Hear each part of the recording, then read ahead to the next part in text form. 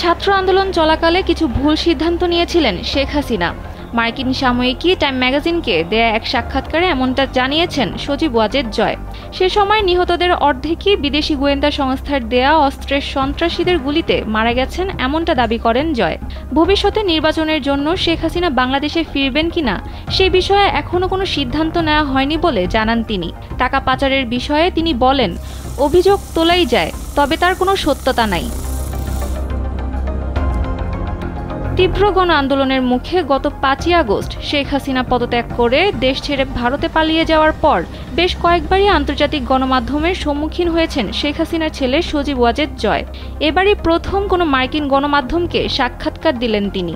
সর্বোচ্চ বিদ্যুৎ সাশ্রয় যমুনা এসি, মাত্র 24 টাকায় এসি চলবে সারাদিন। যমুনা এসি। সাক্ষাৎকারে জয় বলেন, শেখ হাসিনার প্রত্যাবর্তনের বিষয়ে এখনো কোনো সিদ্ধান্ত নেওয়া হয়নি। সজীব ওয়াজেদ বলেন, দেশের বর্তমান পরিস্থিতি নিয়ে তার মা খুবই হতাশ, কারণ গেল 15 বছরে আওয়ামী লীগের সব পরিশ্রমই বিফলে যাচ্ছে।